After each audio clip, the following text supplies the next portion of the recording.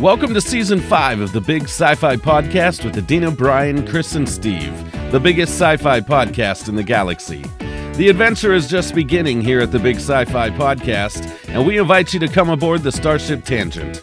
We know you'll enjoy the conversation, the laughter, the banter back and forth, and most of all, friends who love hanging out to talk about all things science fiction. Set your phasers to fun. Here we go. Good day, listeners of the Big Sci-Fi Podcast. Today, we have a special guest for you to learn all about. Who is this mystery person? Is she an actor? Is she a producer? Is she a director? Nope. She is better than all that. She's a writer. And the best kind of writer, a book and short story writer. Okay, give up. Okay. She is none other than our own Adeena Mignogna. You all know her as part of the Big Sci-Fi Podcast team and a true friend of ours. But before we begin, let me thank our great friends at Trek Geeks for helping us to allow you to share these podcasts, or allows us to share these podcasts with our listeners. If you like what you hear, please leave comments, good or bad. We hope not bad, about this or any of our other podcasts. And you can email us at thebigscifipodcast@gmail.com. Leave or post on our Facebook or Instagram pages, and be sure to share these broadcasts with your friends, your family members, or any stranger you might meet on the street. Hey, buddy, can you loan me a dime? No, how about some of the Big Sci-Fi podcasts? So today's episode could be entitled Get to Know a Writer. And what a writer she is. She is self-published for a 4-book collection known as The Robot Galaxy.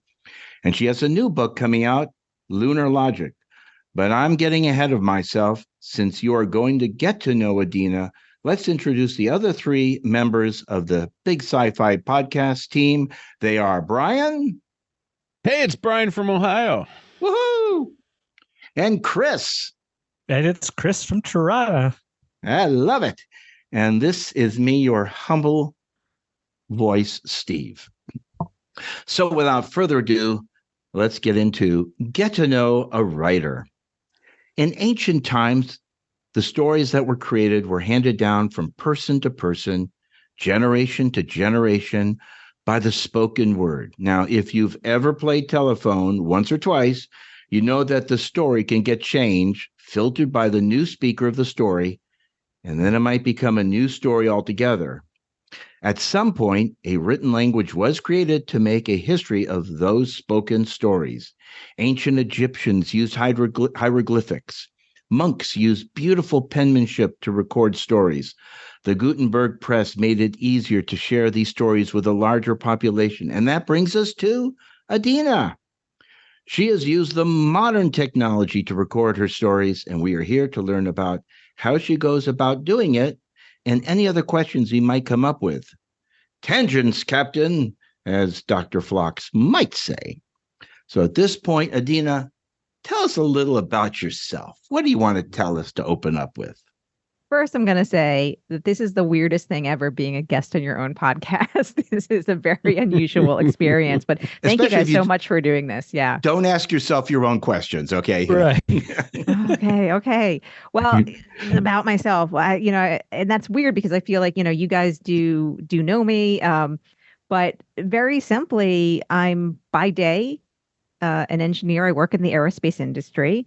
And alongside that, way back to high school and college, I always also wanted to write science fiction. And I spent many years trying. I spent many years thinking I could only write short stories. I spent many years figuring out how to complete what I started, and then eventually got there. And yes, started in with the novels, realized I could do novels. And so, as you mentioned, I've got 4 out.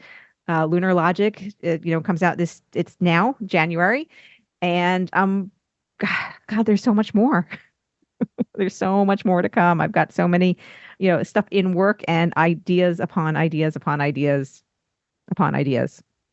Well, we've interviewed a couple other writers, science fiction writers for Star Trek, and they listed what they do is they have spreadsheets of the characters and situations and who they are and all their idiosyncrasies and so on. So you have continuity. So in your 4 books of the Robot Galaxy, how did you maintain the consistency of your character, especially the most important character, dear sweet Ruby, all the way through the books? Did you know that, she didn't go from being a blonde to a brunette to being 4 foot tall versus being 6'3" or something like that? Yeah. So it's not a spreadsheet. And in the middle, somewhere in the middle, I switched tools. Not that the tool is necessarily important, and I want to say really it's not. It's very easy to get like caught up in a new shiny tool to keep track of your world building stuff, and there's a lot of those out there. So when I started, I was using a simple mind map. I love mind mapping software, but I don't use it as much as it's one of those tools where I want to use it, but it doesn't work for me as well as I really want it to. But it started out as a mind mapping software where I had kind of like, that kind of software or the concept of a mind map is you write down your key thought and then you draw lines coming out of it and you write down then sub thoughts. And then you might pick one and then expand upon that. So each thing you write is a node, and then there are sub nodes. So I started out with like, here's my robot galaxy. And then a sub node was like, the robots and their planet. And another one was Earth and the status of Earth in that time period. And then from that, I had human characters. I had human characters, robot characters, and then I had details and everything. But as I was getting into maybe book 3 or something, at some point it was becoming unwieldy. Like, really, I still have an image of it. I could post the image of it. It was just unwieldy, and there was still more to come. Yeah, yeah, sure. I mean, you won't see any detail. You'll just see how like ridiculous it is. So is it like a flow chart, or is it something like that where you go A to B to C to D and so on and so forth? It is not so much like no, because flow charts imply as you're going, there's like a decision to make. So this is not. It's more like of a hierarchy of information. Okay. I guess is a better way to think of it. Okay. So it was getting unwieldy and I needed to figure out something to do. And yes, there are these like cute software products out there that is specifically for world building. And there's products that are for writers to write, but that also have that embedded, like Scrivener, which was something I was using, does have ways to keep track of stuff. But at work, we use some products by a company called Atlassian. And these products are often for teams and they're for software engineers and such. But there was one that I liked a lot called Confluence.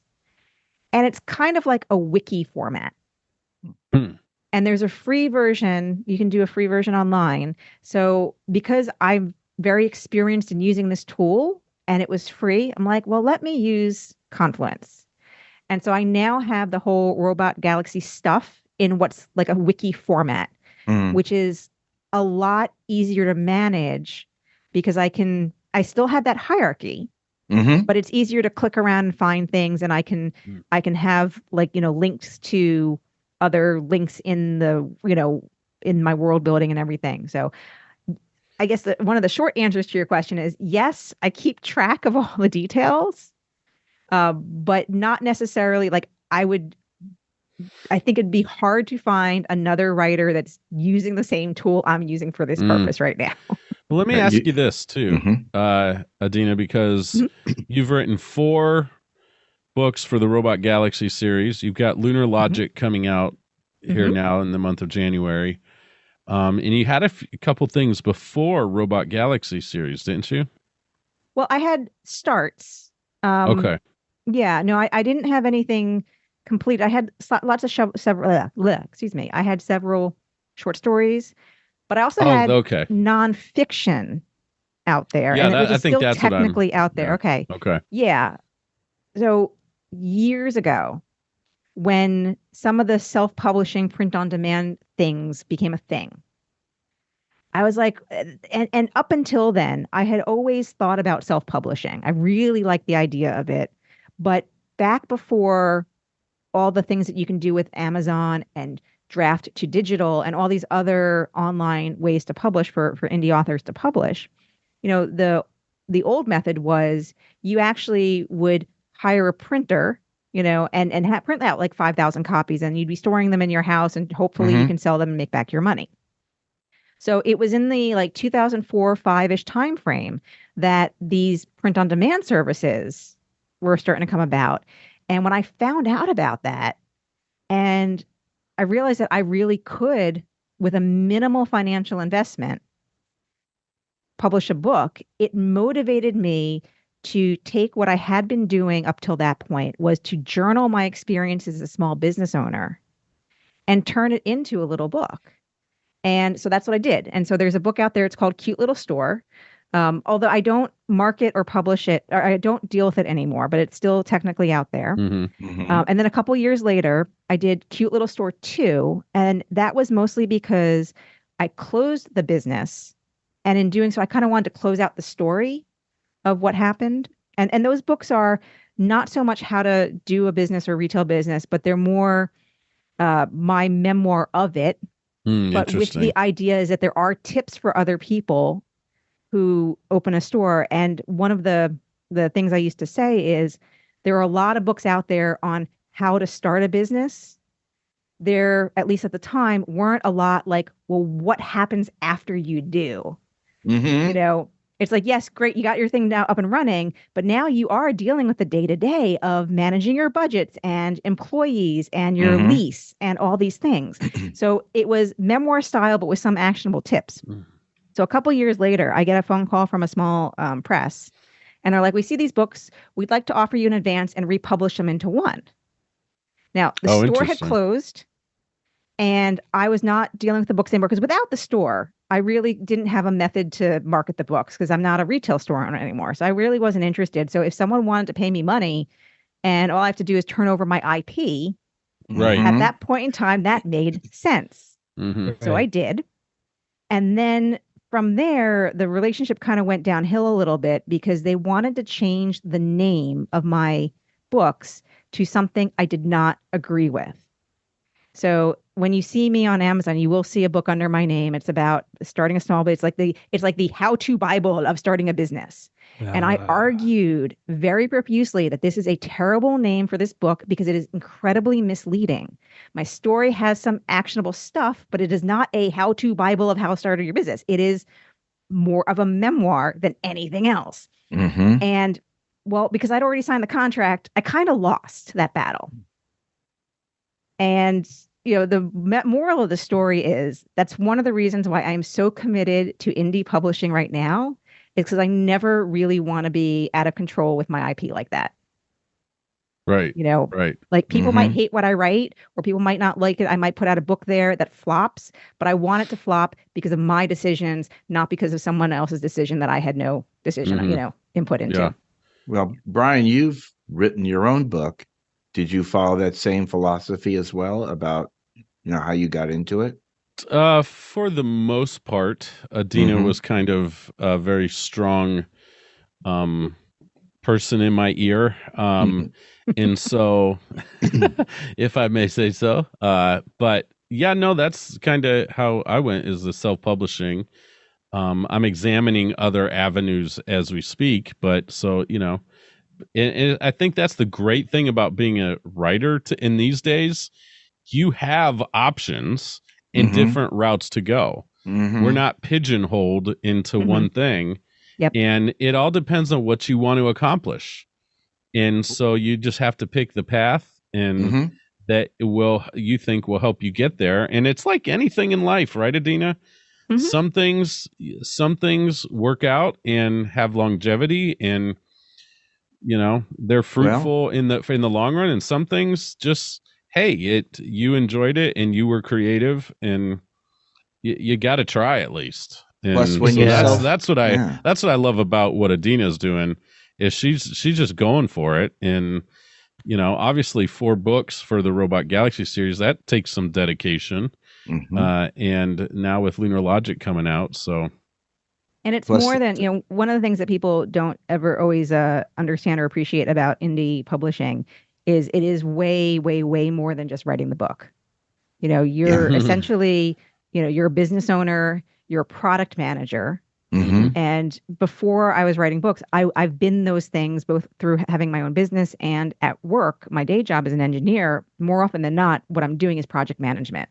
So a lot of the skills necessary to do all that, everything that is not the writing part of this, I kind of came into it with it. So for me, it was, it's been a lot of work, but I'm not losing my hair over it. Where I know some other indie folks there, this is like night and day. They had no idea what they got themselves into. I feel like I did come into this a little bit more with my eyes open, just from because of the experiences that I had through work. But that's not to say that you need those experiences to do that. And none of this is to say that this is the right path for everybody, because it's not. It's not. But yeah. Well, the one thing nice about self-publishing is the only person going to write a rejection letter is yourself, because you are responsible for the content. You write a short story. I think you even mentioned from this past year where you got some rejection letters and you were feeling like, what the hell are they talking about? This is a good story. Why did they reject it? Do they hate me? What's wrong with my hair color? Stop complaining. But writing the book yourself and self-publishing, the content, you've decide this is the right story. You've edited it, you've processed it, and you feel responsible for what you put out there. But you still, even though you might not be getting rejection letters from a publisher in that standpoint, there is then reader feedback, which, and when I first put out, when the first book of the Robot Galaxy series, when Crazy Foolish Robots came out, while the beta reader feedback I got was positive, still putting that out there into the universe, my big question was, is there an audience for what I have to write or not? It's great that a handful of people gave me some good feedback and seemed to enjoy it, but is there really, going to be broader? Do I have an audience out there? And that was almost like, I want to say my test book is just to see, are there people is this what they want to read? And, there's a lot of terminology out there, especially for indie authors, about writing to market, meaning you actually analyze what's been selling and you try to write something like that. And I chose the path of, no, I want to write the book that I would buy and read. Now, the question is, am I so unique that there aren't enough people who would want to buy and read it or not, or not? And I think what I found out after, when I published book one is that, yes, it might not be I might not be selling billions or copies or millions of copies, but there's enough of an audience out there that enjoys what I write that it is worth continuing. And I'm having a great time. I'm glad that there are other people, basically like-minded people who enjoy this kind of science fiction too. In fact, actually, the funniest thing is when the book first came out, because I was a little, I didn't have all the confidence in how is this going to go.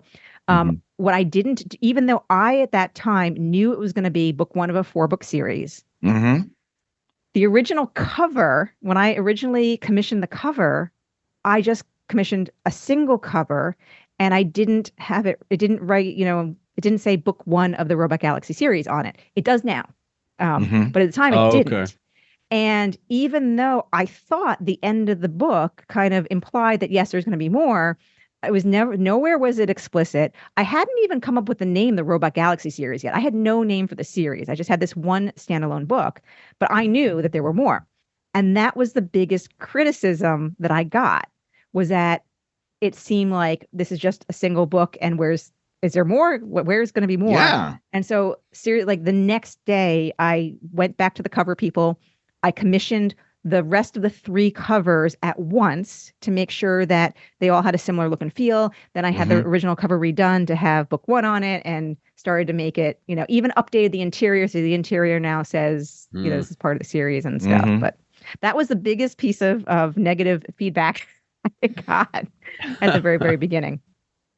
Well, go ahead, Brian. I'm sorry, Brian. Chris, you want to go? You want to go, Chris? Yeah, so to pivot back to the earlier conversations, I was going to save this for later, but it seems to fit well with the self-publishing.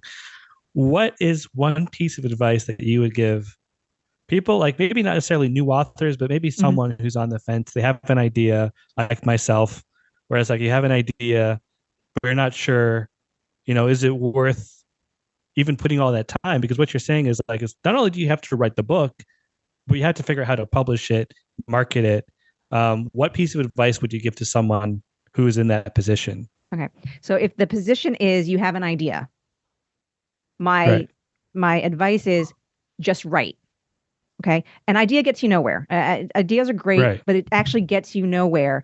And it's premature to actually think of, do I traditionally publish or indie publish? You have to write the material first, write at least the first draft and see what you've got there. But you have to write. Thinking about anything else but writing that original draft is procrastinating from writing that original draft. Right. Makes sense. Yeah. That's good. So, Adeena, for you, let's say that Adeena has an idea. Mm-hmm. How did either Robot Galaxy or Lunar Logic start? Is it start with an outline? Like you have a basic idea and you say, ooh, I think I can build on this. Do you write the first chapter and kind of get creative from there? How do you lay it all out ahead of time? How does a story start and then evolve in your world? Those are good questions. I remember the term we learned when we had the other authors was, I think you said a pantsy or a plantsy. So pantser versus plotter. Thank you. And then the mushing of those are a plantser. And so to answer your question, I'm actually going to go back because what I did, like say 10 years ago, is different from what I do today. And what I do today is the result of all those experiences and essentially like practicing the craft to getting to this point. There was a time that I didn't think I could write a novel. I didn't think I could really maintain a story for a novel length. So what got me over that hurdle was NaNoWriMo. And that's the National Novel Writing Month that happens every November. It is a challenge against yourself to write a 50,000-word novel in a month.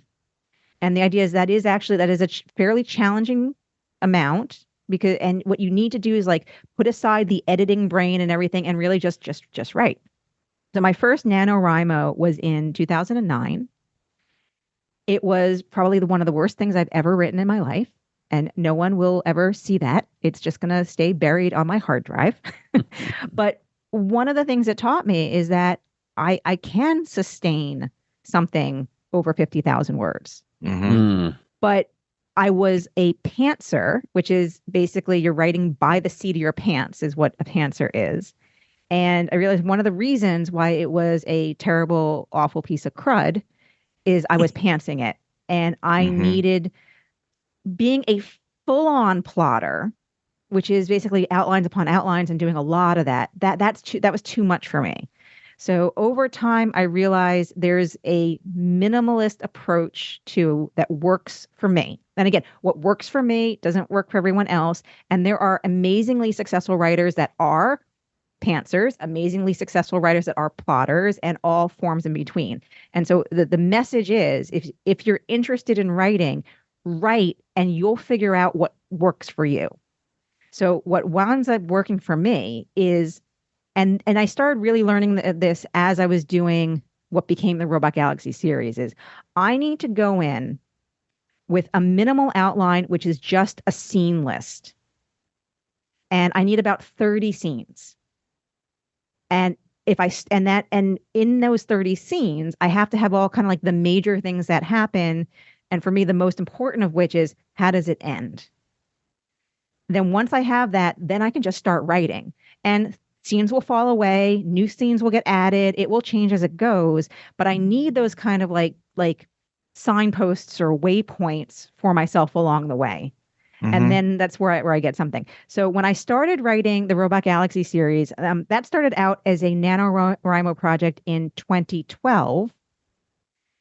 And just so you know, like how long it took from that to when I first published Crazy Foolish Robots, the first book, in 2021. So almost a decade. Okay? When it first started out, it was the book I called it was How to Be a Rocket Scientist. It was meant to be kind of silly, and it was meant to be silly. And the main character wasn't Ruby. It was a 17-year-old boy named Ethan. And he had a friend who he was interested in named Stella.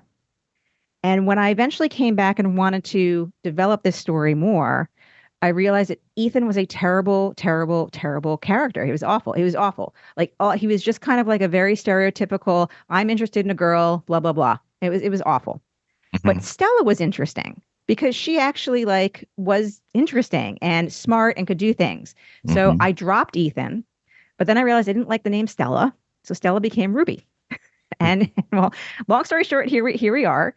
But it was in that whole process, and as I, and then when I realized that this was going to be 4-book series, not just one book, it was hard to really finish that first one because I was coming out of that pantser and trying to get into what I needed. But then as I redid the rest of the books, I was able to start with that whole 30 scenes. And so now any new book I start, I have that 30 scenes. So that's how I started Lunar Logic. And Lunar Logic was also a NaNoWriMo in 2020. Okay. Wow. And the big difference between Lunar Logic, between what I wrote in 2020 and what happened now, is I originally wrote it was much darker and it used adult language and it was much more violent. And because the tone of the Robot Galaxy series is light and meant to be light and humorous, and there's no bad words in it, so it is safe for kids. It's written for adults, but it's safe for kids. And that's working for me. So I decided I was gonna turn Lunar Logic into that. That was really hard. And if you read Lunar Logic and you're like, this might be getting a little dark, that's possibly some remnants of where it was. But I don't think it is. I think I did. I think I was successful in changing the tone there. But I really, while my short stories will have language and often have things that are not safe for kids, I think right now, at least, my novels are generally, I want them to be safe for kids. And I think that's a good idea. No, but that's, I think, is a great idea because I've read all 4 books of the Robot Galaxy, and I like that. I like the fact that you've kept it there. Yes, there is peril and there is concern for the main character and other characters in the story, but it's something that anyone could read and enjoy. An adult, because if an adult says, "Oh well," if there isn't a 4-letter word, it's not as interesting story because the characters aren't gruff or rough or whatever. But you have created a very nice person, and Ruby is a sweetheart. And from the very first reading of the first book, I liked this girl. I wanted her to succeed. I wanted to follow her adventure, and you gave me 3 more books of where that adventure, and the adventure still hasn't ended. Even with the end of book number 4, the adventure has not ended. And I think that's great because Ruby should live on if she can. Yep. Well, so that's what I'm actually actively working on right now so we've got these 4 books that are a series, and I'm working on what happens after that series ends. But instead of another series, I am writing 4 more books, but I'm calling it a set to imply that they can be read in any order. They're not serial. They're actually all happening at the same time. So it's like, what happens, what is Ruby doing next? What is Swell Driver and Detailed Historian doing next? It's that kind of a thing because they're not doing the same thing next is, I guess, the only thing I'll say. So what I'm doing right now is I'm drafting all 4 of those. And once I have the first draft of all those written, then I'll go back and figure out which one I want to release first, finishing them up, all those things. But the first thing I did for all 4 of them is come up with my list of 30 scenes for each. Okay, that's good. So go ahead, Cris. I was going to say, once you have your 30 scenes, how fast are you? Because I mean, just the idea that it took you that you've been working on the first one for a long time, but then by 2021, you're already on book 5 now. Yeah. So it seems like you must have written 3 books in a couple of years.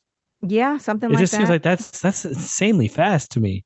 Well, and see, now that I kind of have a process, and I think I've told you guys, I know I post about this all the time on LinkedIn, is how I write from 5 to 6 every morning. And actually, lately it's become 5 to 6:15.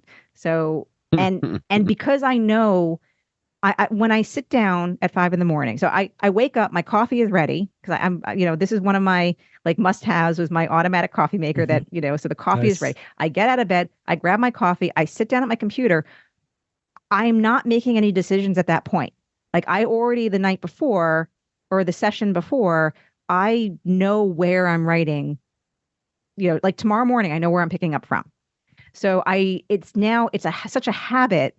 And that's kind of one of the things I think that for most people to get into is to really make it such a habit, that it then just happens. So in an hour to hour and 15 minutes on we'll call it a slow day, I can, I'll somewhere 600, 700, 800 words. But on a normal day, I will get 12 to 1500 words in that time.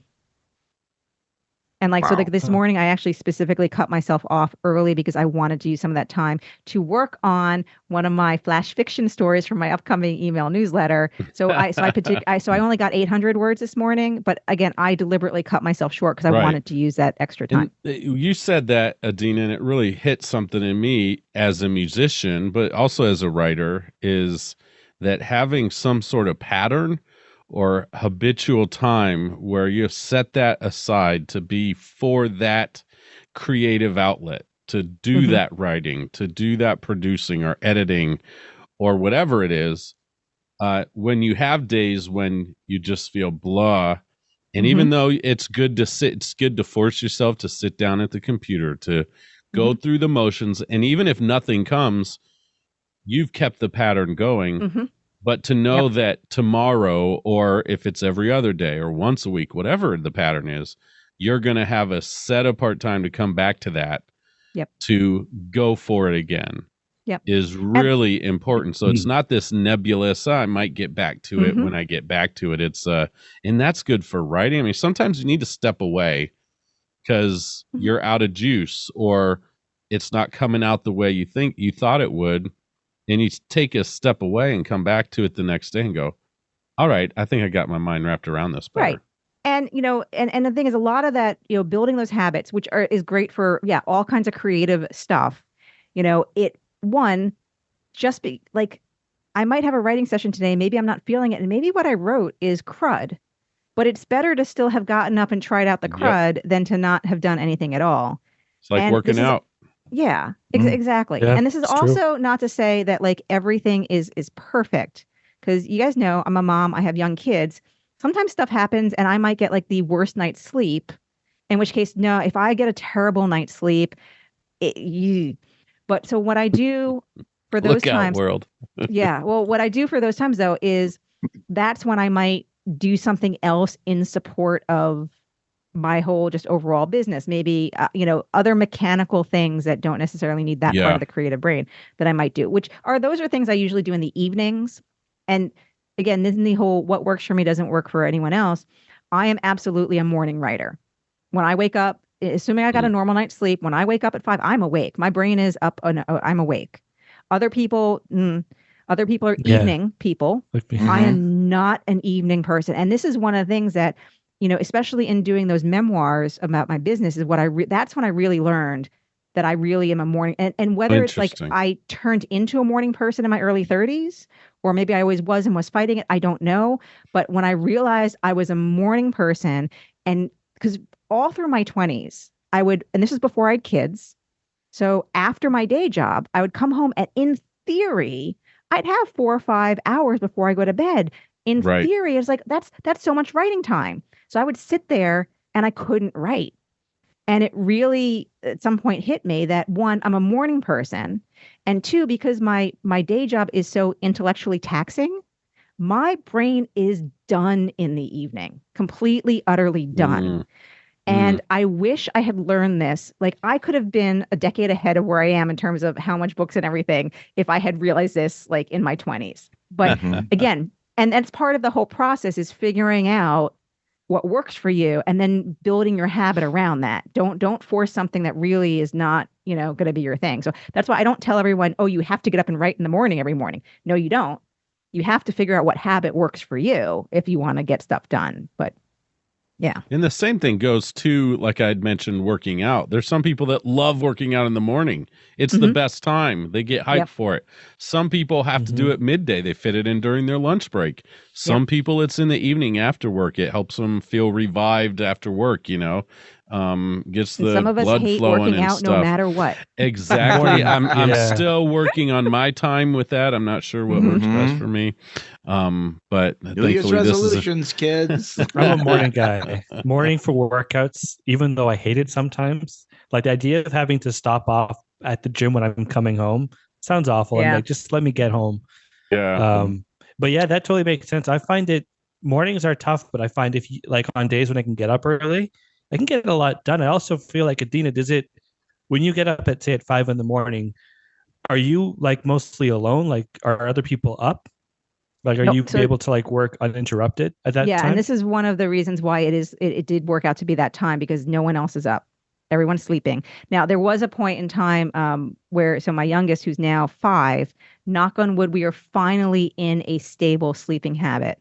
There was a long time through his toddler years that he was not, and it did make things a lot harder because, you know, I didn't know if he was going to interrupt me in the middle of my, you know, morning time or not. I didn't know if I was going to get a good night's sleep because if he was like screaming in the middle of the night, I didn't know. But we're knock on wood, you know, he's almost 5.5, and we've for a while been in a very good place with this. Good.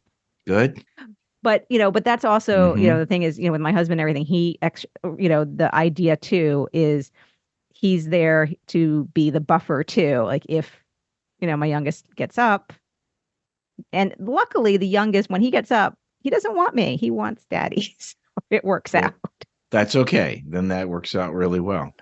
You know, there's a old joke that goes, you know, when someone tries, oh, I'm gonna do stand-up comedy, or I'm gonna become a painter, or I'm gonna become a writer, and the old philosophy is, yeah, but don't give up your day job.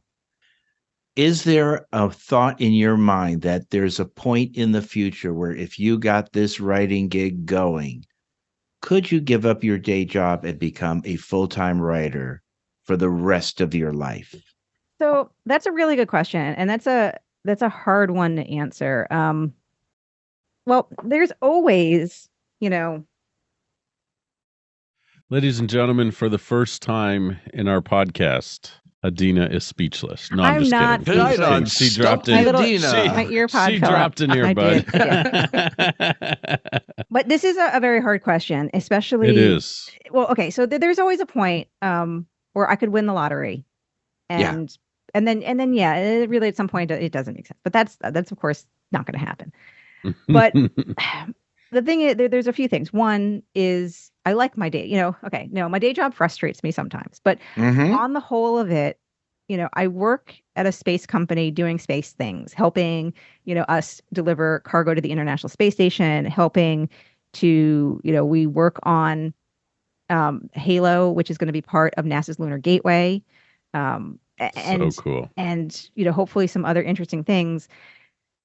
So there's a part of me that doesn't want to give that up for a few reasons. One, you know, healthcare and all that stuff. You know, and it is a fairly secure lifestyle, which writing wouldn't necessarily be. But also part of my shtick is that I'm working in aerospace, you know, so I'm writing science fiction, but I'm also kind of like living the dream too. Even though, again, there are plenty of days where it's stressful and I'm like, why am I doing this? I would rather be writing books, you know? So on one hand, you know, no, I mean, there's definitely a point where, again, if I were to come into some amount of money, that would make it make sense, but that's unlikely. But now here's the other thing is I'm about to be 50. In theory, I'm quote unquote only around 15-ish years away from retirement. So as I get close to 60, do I retire a little early? You know, like it's a different question asking me this now versus asking me 10 years ago where I was 25 years away from retirement. Now that I'm 15 years away and I think I can join like AARP next year, that changes the equation a little bit. But I'm also at my peak earning years and I want to keep that up for Social Security. Like, so the equation isn't as simple as, oh, I'm just going to quit and become a full-time writer, which a lot of people do, or try to do. Yeah. But it is something. Well, that's it. Go ahead, Brian. I'm sorry. No, you go ahead. You go No, I ahead. was going to say, it is something to consider. I mean, I worked until I was 65. And then at that point, things were in line. The house is going to get paid off. I'm going to be able to get Social Security in a very short period of time. I can apply for Medicare. There were a lot of things that said it is okay to do that. Right. If those things were not in place, the answer is no. I would have continued working. So what you said is quite logical. You truly, I always like to say, you're only halfway through your life. You've got another 50 years. We all want to live to 100. I just recently met a World War II vet. He was 104. He's going to be 105 in February. Wow. He was as sharp as a tack, could remember everything. So I think we all have the capacity to live, to 100. And if that's the case, you still have plenty of time to devote and become a full-time writer if you want to. And but the thing is also the financial aspect of that. You have to make sure you can exist for that, those several decades of without the that kind of a day job for those of us who have those kinds of jobs. So on one hand, would I love to spend my days just writing books? Yes. But on the other hand, I really do like when I'm actually working on certain projects at work, I really do like that. And I'm hoping over the course of this year, I will get involved in one of 2 projects. I can't talk about them yet. No, There's of course. 2 different potential upcoming projects. And I would like to be involved in a significant role. And if they happen, then that will keep me for sure. Nothing's for sure, but that my intent would be to stay on those projects till they finish, which would take me to like 2030 or so. So. Plus, there must be a true satisfaction that when you see a launch of a rocket containing something that you were involved with, it must give you a tremendous feeling of pride. I mean, my brother-in-law, Steve, he works for Rocketdyne and he is in maintenance. I mean, maintenance, I mean, in keeping the place spitting clean and everything. But he says whenever there is a rocket launch, they all pause at the facility to admire what they've done. And you are able to do that because you are part of that. Yeah. You're part of the team that has created this device that's going into space. That's amazing. Yeah, although it's been a while since I've really worked on something. I've been in a weird situation for a while. So it's been a while since I've had that kind of direct feeling for something that I really was that involved in, which is why I'm anxious to be part of one of these 2 upcoming projects, because I really do want to do that again. But there was a while for several years. I was we call it the product owner of our command and control software. So it was really cool. So for a pile of our launches, I got to be in the control center through launch to basically make sure our software, nothing went haywire or the folks knew how to use it and everything like that. And that was really cool because I got to, see we have several different kinds of satellites that we deal with. We have Cygnus that goes to the International Space Station. We have communication satellites. We have science satellites. And so being able to kind of sort of tangentially be involved in all of them, I kind of liked. Yeah. So speaking of launches, you're launching Lunar Logic this month. Yes. So first of all, for our listeners, Adeena has a beautiful poster of the artwork from her cover hanging on the wall behind her. And it looks fantastic. Tell us about Lunar Logic. And how'd you get the name Lunar Logic is what I'm interested in, because I think that's a fascinating title. And then a little bit about the book, of course, without going into too much details. We don't want to read the last page, which is what I terribly do. Well, you will do this. I know. I'll tell you the truth, Adeena. I forced myself not to read the end of book 4 because you said there's something really great at the end. And I'm like, no, don't do it. Don't do it. And I didn't. So, yes. But go ahead. I'm sorry. So what I was talking about at the end of book 4 is there's a little interview. Did you that I loved it. I loved it. I loved the interview. Yes. So cool. Well, so Lunar Logic, the funny thing about the name is, and again, that was not the original name. When I was writing this as a NaNoWriMo in 2020, and it was, again, a darker feeling book, it was called With the Moon as My Witness. but it still Ooh, had the pretty cool same title, the too. main characters. Thank you. But it didn't fit because when I tried to lighten it up, that title was still too just didn't fit. It just didn't work. But it was still my main character is Aiden, who's a sentient robot android. And there are several sentient robot androids and AIs, and they all live on the moon about 100 years from now. And the thing is they don't fully know everything about their existence. They really don't know why they're there. They're taking care of equipment on the moon. They're performing maintenance tasks on stuff that's there. They don't know anything about humans. In theory, they've Oh, never interesting. seen or know anything about humans. They just interact with each other. And they don't know why or how they got there. And they start questioning. It's natural to have these questions. And then they find, I'm going to say, like little clues have been accidentally left that start to, get them to be like, wait, where did this come from? This wasn't here before, that kind of a thing that leads them down this journey of discovery. And so the title, honestly, it was when I knew I needed a new title, it was just a lot of brainstorming.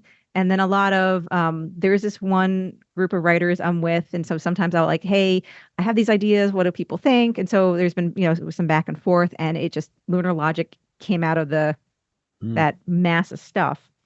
The funny thing is, well, not funny thing, but the book came out of, there was a audio book I was listening to that year called, it was one of the Great Courses. So there's that series of audiobooks, the Great Courses, that are like these lectures. Yep. And there was one called Sci-Fi, PHI. It was thinking about science fiction in terms of philosophy. And it was this professor, David Kyle Johnson, I think that's the name. And he was reviewing a lot of science fiction from the lens of, he's a philosophy professor. And I love that. Actually, I think that's some of the stuff I love just about like science fiction to begin with.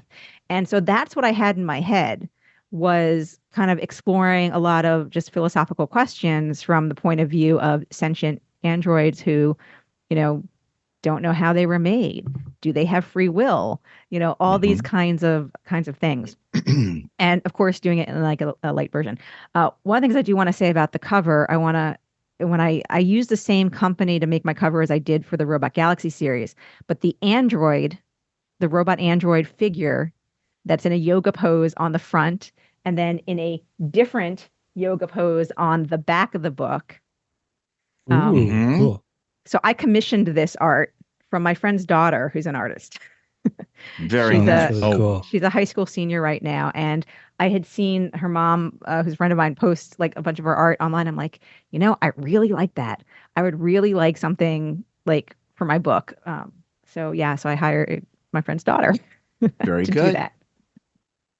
Well, you're also helping to Very promote her happy. and her artwork I mean, as that's well. got to 'cause be she cool does- for her yeah. to be on on an actual book.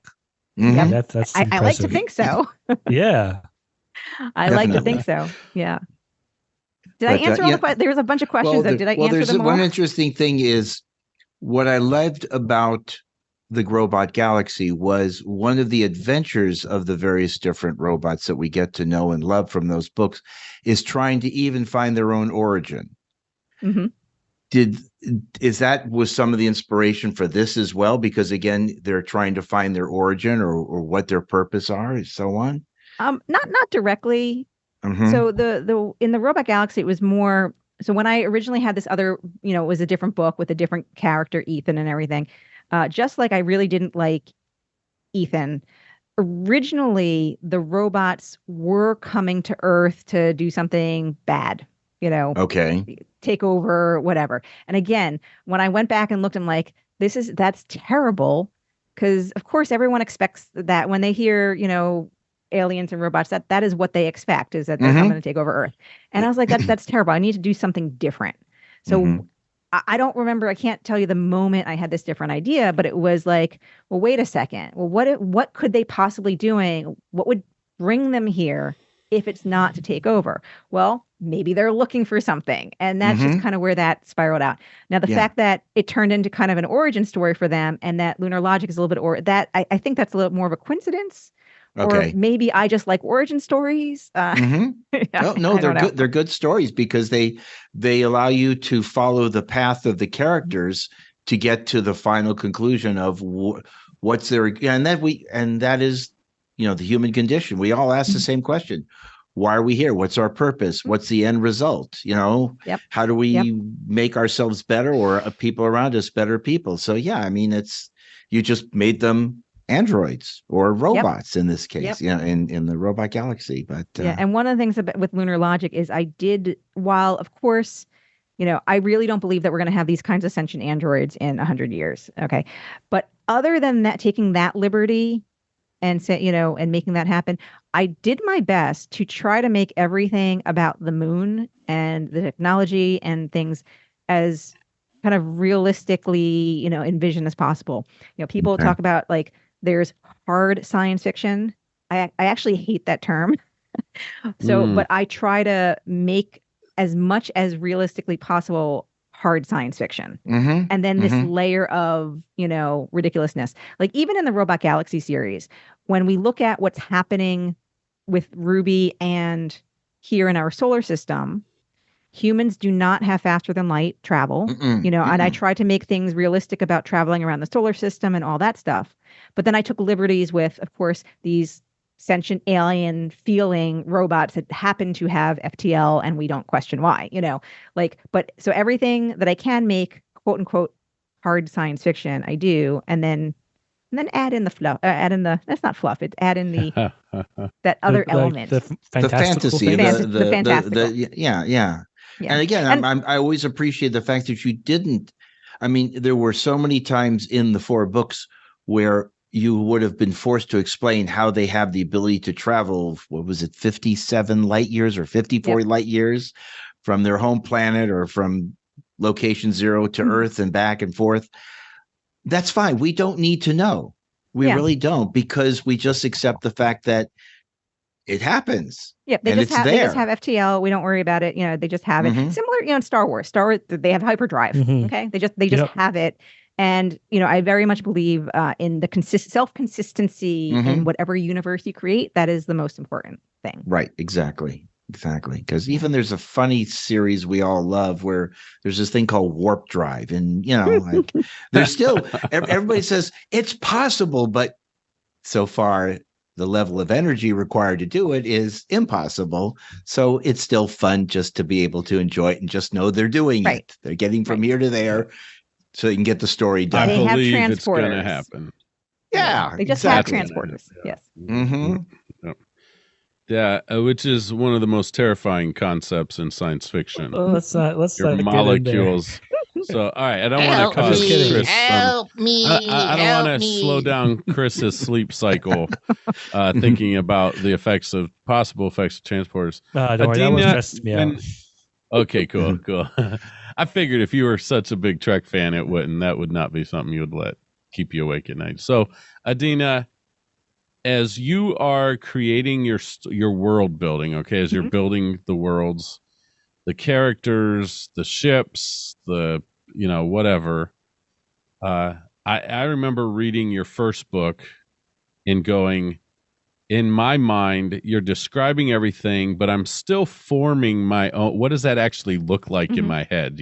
Yeah. So I have a very kind of clean look to your robots and everything, and very sleek, a little clunky too in a way, but as you're building worlds, how much attention do you pay to detail in your descriptions, and how important is it to also leave that up to some imagination for the readers? Yeah, those are really good questions, and because they're very hard to answer, because partly there's no, well, I mean, there's how I do it, but then there's no necessarily right answer. And, oh, sure. Yeah, absolutely. Right. Because you'll see. I'm interested in how you do it, because we're talking to you. Yeah. So I don't even know if I have a single answer. When we talked to I think it was when we talked to John Scalzi, or maybe I've seen him in enough interviews that this is just something I saw, but I know he's known for being fairly dialogue heavy, as was Asimov. And I feel like that's a lot of times where I start too, is I start off very, very, very dialogue heavy. And then as I'm rewriting or revising, that's when I'm adding in details. And actually my editor, Caroline, she is amazing because she, would tell me where I really needed it in places. So Yeah. I would say, so for the robots, I had sort of a clear-ish picture built around Swell Driver. And I would say Swell Driver is probably the only thing from the very original NaNoWriMo that really stayed pretty much intact. The first interesting. 2 scenes with Swell Driver in Crazy Foolish Robots, I think are pretty much, I mean, they were edited, but pretty much what I wrote in my original draft. Okay. So I needed to use that kind of like as a model to build out from. And so in book 1, we only meet a few robots. So it wasn't terribly, difficult. And they're all very similar-ish. But then when we got to book 2 and, Ruby is staying on the robot planet, when I was thinking about that, it was like, well, man, there's got to be other kinds of robots here, because a planet of just this, one, that's going to be a little boring, right? And 2, it's like, let's say, and I think I kind of used this analogy in the book when Ruby gets surprised at meeting very different robots. So let's say aliens come to Earth and they go to like Finland or, one of those countries where the population is pretty homogenous. They're all very similar. And let's say they spend months there. That's their picture of humanity. And then all of a sudden someone visits from India, from China, from Africa, and they're like, what? There's different humans. So it was kind of that moment I wanted to have for, and it's partly is to kind of almost poke fun a little bit about how even in Star Trek, we see that, like when we see the Vulcans, they all kind of look like the same. I mean, like now they're getting better. Yeah. Now these days they're getting better. There's a little bit more diversity, but typically when we meet our alien species, they're not diverse.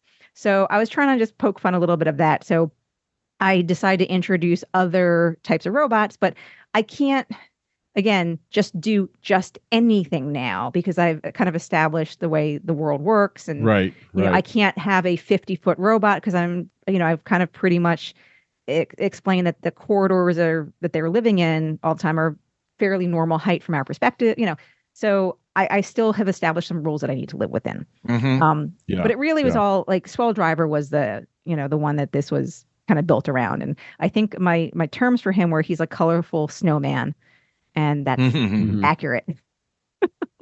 So when you come up with these rules, do you have like what was the name of the document? Confluence? So Confluence, the tool. And so, so think of it as a set of wiki pages. So I have these wiki pages now. Yeah. So you saw basically... Like, so do you add every time you come up with a new rule, like, well, they can't be this tall? Do you like note it down so you can refer to that in future stories? Yes and no. I'm not always good at doing it while I'm writing the draft. So sometimes it's more like when I'm revising later, I'm going back to my world building and adding the notes later. Just because, again, the whole idea is when you're writing your draft, you should just be focused on writing. Don't stop. And so that's good for the writing point of view. But then I might if I hit my 6:15 and my kids are up, I got to stop. And then coming back to then update my world building notes. I'm not sure when that's going to happen, like that kind of a thing. Right. So a lot of times I would do it. And those are the kinds of things that I will do in my off writing hours. Like in the evening, I can just go through and be like, okay, let me just find the details, copy, paste. In between books, I was making sure to do that, knowing that it was going to continue, knowing that I was going to need it. In Lunar Logic, this is intended to be a standalone. So while I do have a set of wiki pages in Confluence for Lunar Logic, because I'm not planning on writing a second book, I might, let me say it this way. If I do wind up writing a second book in that, I'm going to need to go and update that and make sure all the important details are in there. Hey, that makes sense. Yeah. Right. Yeah, that makes sense. Yeah, that's cool. Because I love that stuff. Yeah. Go ahead, Brian. You got a question? Oh yeah, I was just. Who do you see reading this book? Me. What? And me too. Well, but Besides the three of us, Yeah. other than you, Adeena, who like do you do that when you write? Do you say, "Oh man, I hope this group of people or this age group or this demographic might really this is who this might really jump in here and like this," or do you just write and hope that the right people who are supposed to like it like it? Yeah. So sort of. When I first wrote Lunar Logic, and it was done, with that NaNoWriMo, I actually wasn't really happy with it at all. I didn't think it had any traction. I didn't think it had any legs. I didn't know. But a friend of mine kind of insisted that he read it. He's like, I just really want to read what you wrote this NaNoWriMo. And I was like, okay, David, but this is terrible, you know. So he read it. And a couple weeks later, he's like, and I put this in actually at the end of the book, and there's like an acknowledgement section. I actually wrote this story because this book wouldn't have existed if it wasn't for him telling me. He's like, hey, I think you have something here. You might not see it right now, but put it away for a week or two and then come back to it. Sure, yeah. If it wasn't for that, I might not have come back to it. Okay. Interesting. And the sad thing, and one of the reasons why I did want to put this story in the book, is he has since passed away. So he has not, was unable to see the finished product. But I think he would have enjoyed it. And that's the thing, is I do think that there's enough folks out there that and again, this is what I've learned from the Robot Galaxy series, is there is enough of an audience out there that is happy to read sci-fi written for adults, but that is safe for kids, but it's really written for adults, but doesn't have, any of that stuff.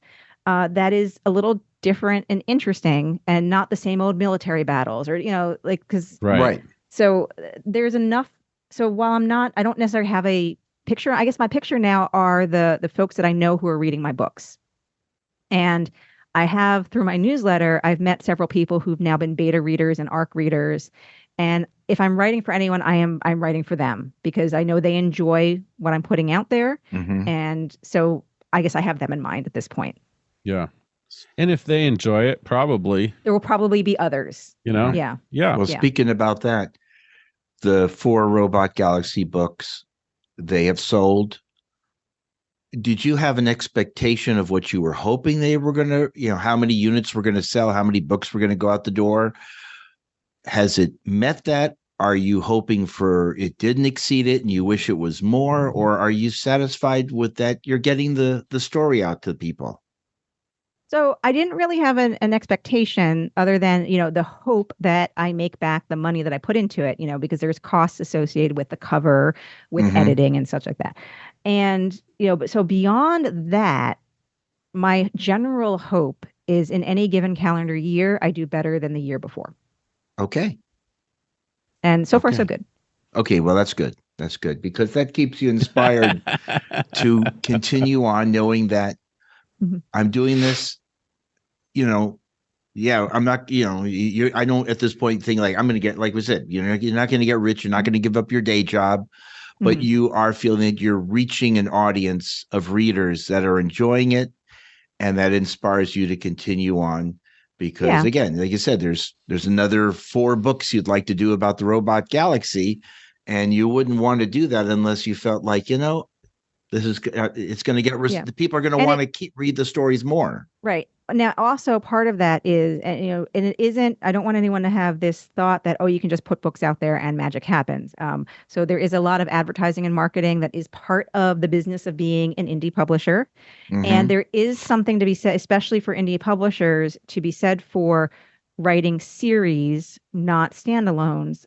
People want to read series. And I found, there's a lot of, you go on to like, say, any forum, that's for writers and everything. And you'll find like, you have to do this. You have to do this. Blah. There's very little have tos. A lot is, you got to learn what's working for you. It depends on the genre you're in. And a lot of those forums are multi-genre.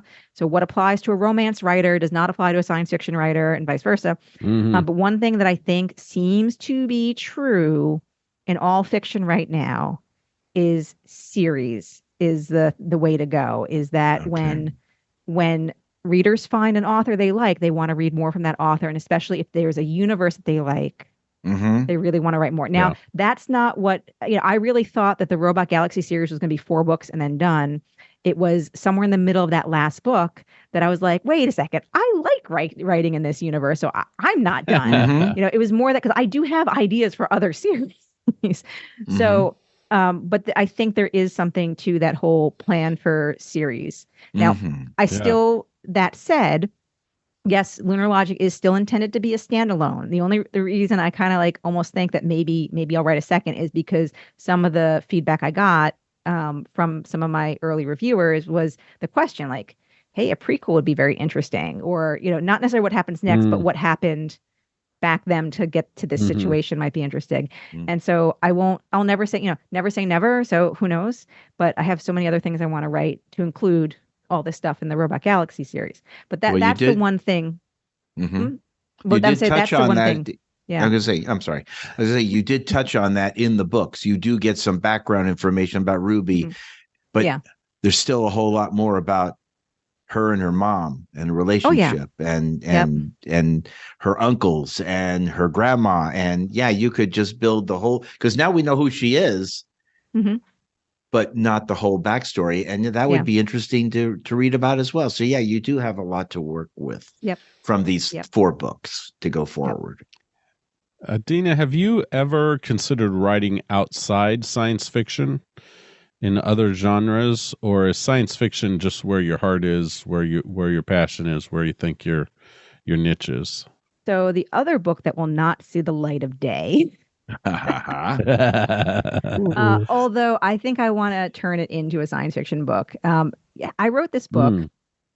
I think you just answered my question. Thank you very much. Well, but the thing is, Asimov I have this one book of short stories at Asimov. So I have a lot of Asimov books. Okay. A lot of his books. And I'm still trying to collect more.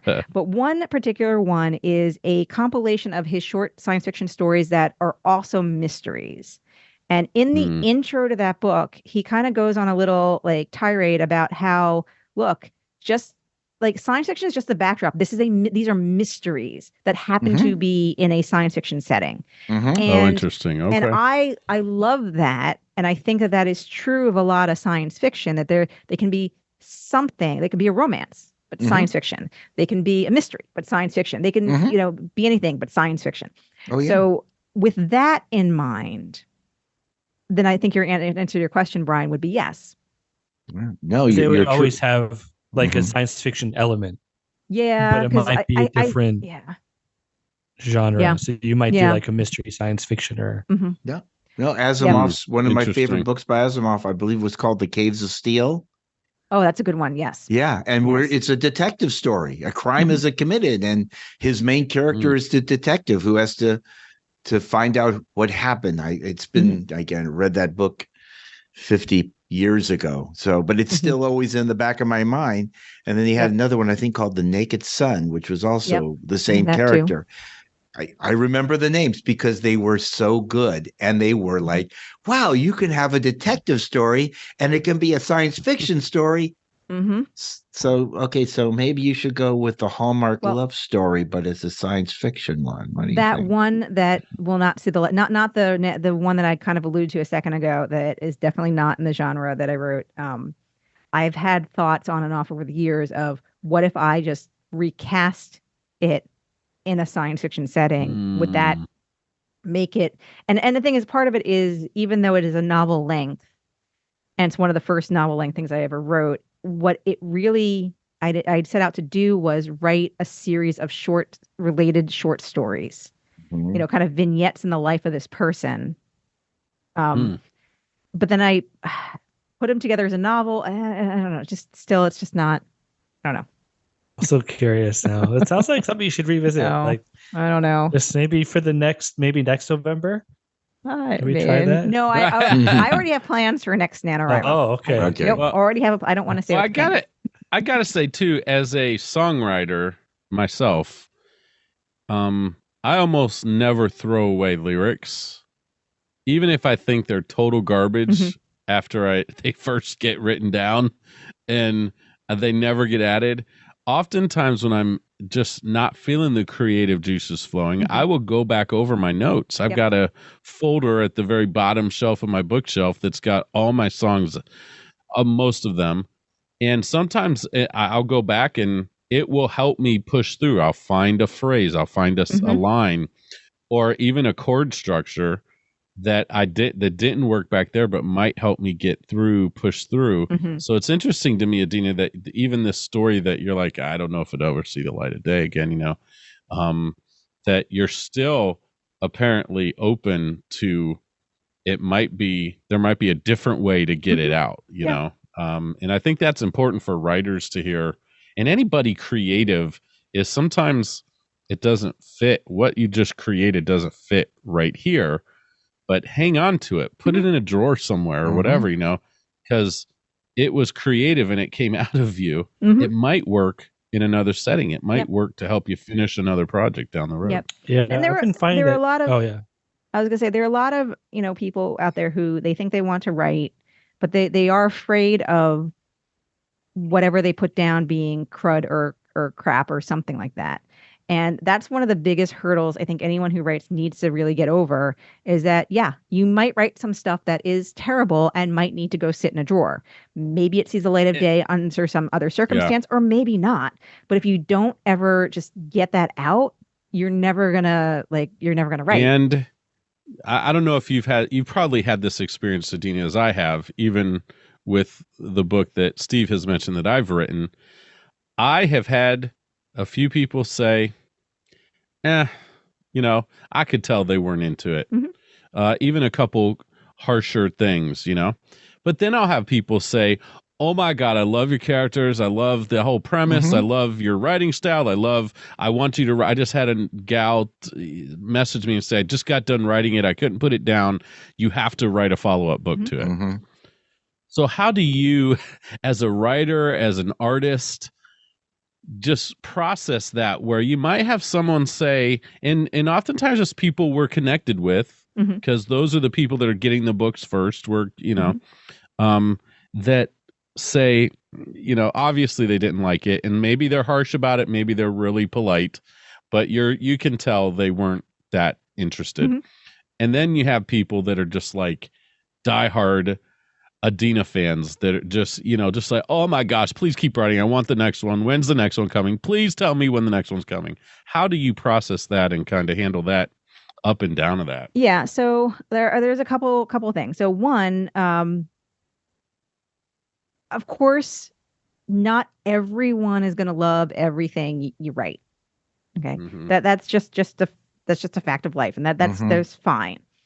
But now if you're seeking feedback, like if it's in an early stage or seeking feedback, right? One of the things I think it's important to do is cultivate kind of like I'll say, use a modern, say a team, but cultivate people that can do a combination of provide honest feedback, who might be part of the genre or such. So for example, if I asked my mother to read my work and comment on it, she would.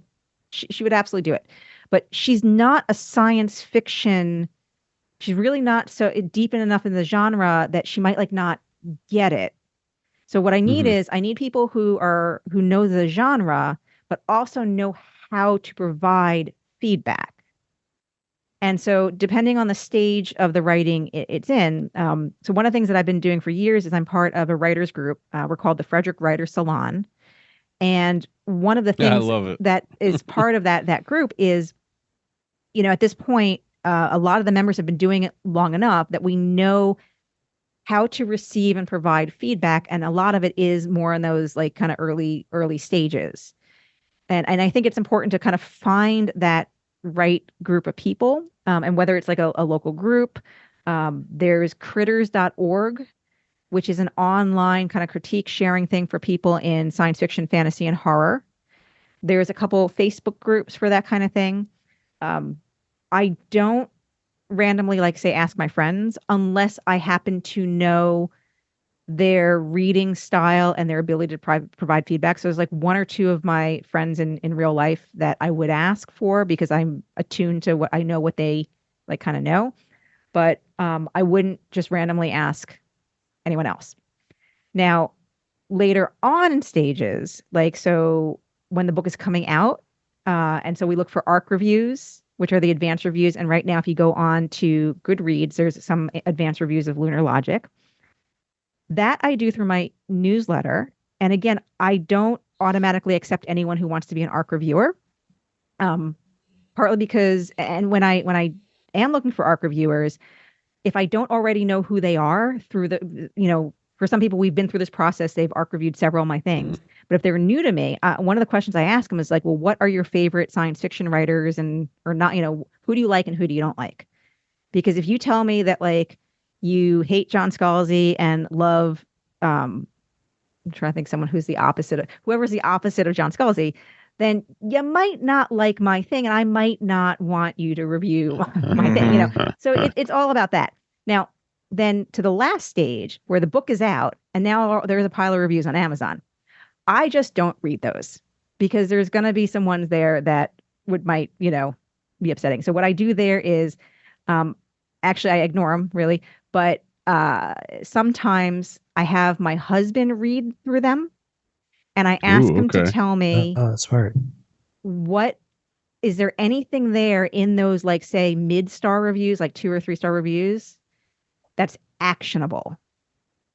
Like that I could actually do something about in a future book or take with me for, like, is there anything actionable there? Don't tell me anything else except for the actionable things, and then, so then I don't, worry about that. And usually like email I get from readers and stuff on my newsletter, those people who are willing to email me like my book, because most people aren't going to send you an email if like they don't, except for one who did not like that I have, LGBTQ representation in my books. You mentioned that one. Yes, I had that brutal. One day.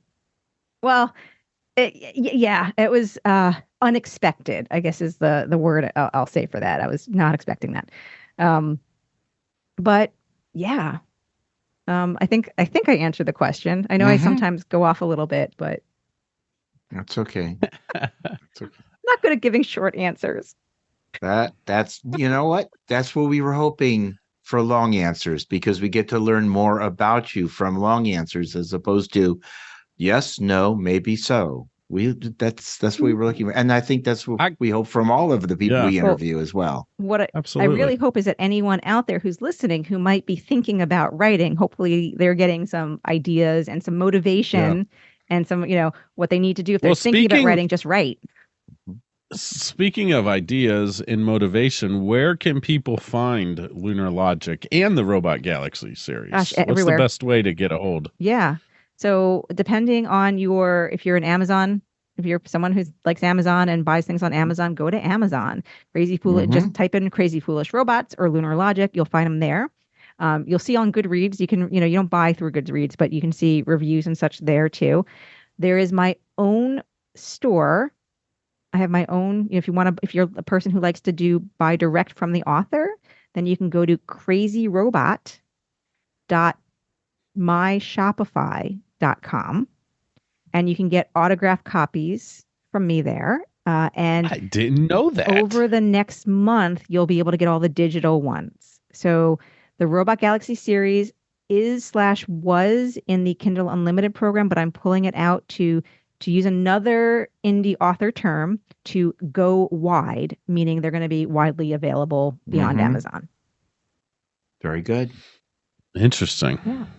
Well, any other final questions for Adeena? I mean, we're talking to our friend. We're talking to someone we've learned so much about you that even after the last 2 years of doing these podcasts with us all, we're still learning about each other, and that's the great part of this, is we're still learning more about each other, and that's wonderful. So the one thing that people probably, they might be able to guess this about me, but I don't think anyone really knows.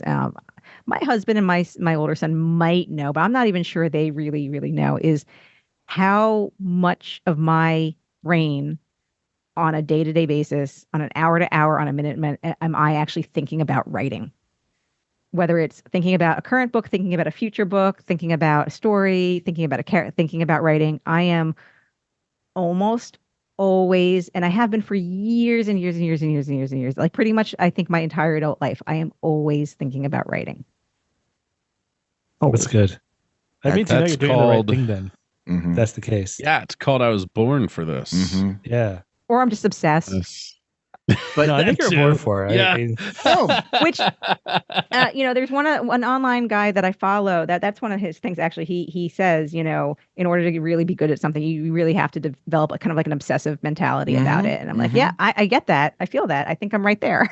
it allows you to wake up at 5 o'clock in the morning or before 5 o'clock in the morning, go to your word processor, go to your computer and start writing, because you're not having to build the story there.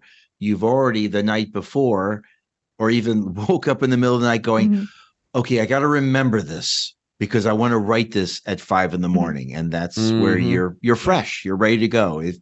And so that if that works for you, that's great. And yeah. So far, so good. All right. Any other questions, folks? Or shall we we'll wrap up with this interview? I don't have a question, but I want to give a shout out, Steve, to our listeners in Japan who have over the last few weeks kept us in the top 20. We've reached as high as number 7 in the science fiction podcast genre there in Japan. So we appreciate you guys. Love you're showing us by listening, whoever you are, however many you are, even if you're just one person listening and listening and listening so much to get us the rankings, we appreciate it so much. And just thank you very much. I think that's the greatest compliment we get is that we have we've now got an international audience. We're in the Netherlands, we're in Germany, we're being found at places where I never thought we would go. And this is great. Oh, yeah. And so thank you. Well, if that is it, then there you have it. Adeena in a nutshell.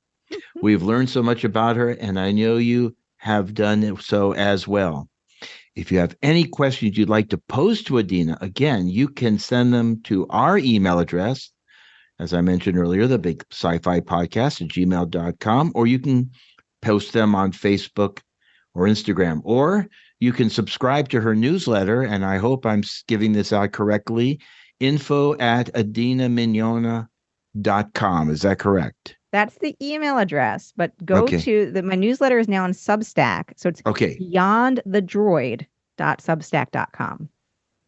Beyond the Droid, Substack.com. Okay. And we'll have all those in our podcast notes too. Perfect. So. That way people can subscribe, learn more about your books, your writing, your musing, your interesting way of telling the world a little bit about yourself. Above all, as we spoke earlier, go to Amazon if that's your purchasing site of choice and buy those books. I did that. You should do it as well. Finally, we look forward to meeting each and every one of you at Trek Long Island.